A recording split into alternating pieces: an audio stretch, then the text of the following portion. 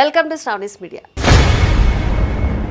భోగాపురం విమానాశ్రయం ప్రారంభానికి భారీ ఏర్పాట్లు జరుగుతున్నాయి. ఏపీ ప్రభుత్వం ఈ వేడుకను అట్టహాసంగా నిర్వహిస్తోంది. ప్రధాని మోదీ ఆగస్టు 1న ఈ విమానాశ్రయాన్ని ప్రారంభించనున్నారు. పూర్తి హంగులతో నిర్మించిన ఈ విమానాశ్రయం అందుబాటులోకి వస్తున్న వేళ కేంద్రం విశాఖ విమానాశ్రయం పైన కీలక నిర్ణయం తీసుకుంది.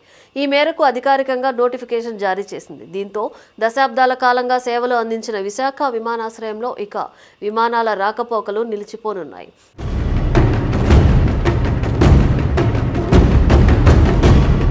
భోగాపురంలో నిర్మించిన అల్లూరి సీతారామరాజు అంతర్జాతీయ విమానాశ్రయం ప్రారంభోత్సవానికి భారీ ఏర్పాట్లు జరుగుతున్నాయి.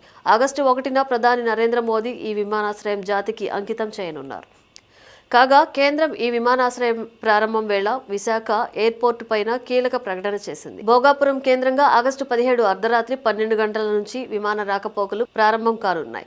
ఇదే సమయంలో విశాఖపట్నం విమానాశ్రయం నుంచి షెడ్యూల్ విమానాలను నిలిపేస్తున్నట్లు పౌర విమానయాన శాఖ నోటిఫికేషన్ జారీ చేసింది. 30 సంవత్సరాల పాటు విశాఖ ఎయిర్పోర్ట్ ఐఎన్ఎస్ డేగా సివిల్ ఎన్క్లేవ్ నుంచి షెడ్యూల్ కమర్షియల్ విమానాల రాకపోకలను నిలిపేస్తున్నట్లు స్పష్టం చేసింది.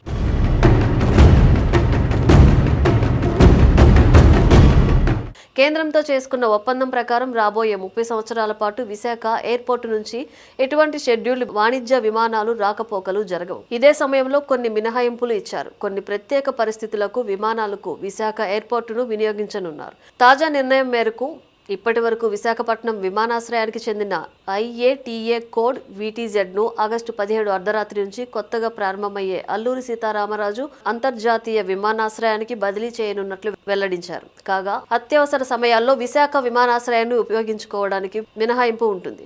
భారత వైమానిక దళం, రక్షణ దళాలు, పోలీసు విమానాలు, కేంద్ర రాష్ట్ర ప్రభుత్వ అతిథుల విమానాలు, VIP లీజ్ ఎయిర్ క్రాఫ్ట్లు విశాఖ నుంచే కార్యకలాపాలు సాగిస్తాయని నోటిఫికేషన్లో పేర్కొన్నారు. దీంతో ఇప్పటి వరకు విశాఖ కేంద్రంగా సాగిన విమానాల రాకపోకలు ఇక నుంచి భోగాపురం కేంద్రంగా కొనసాగనున్నాయి.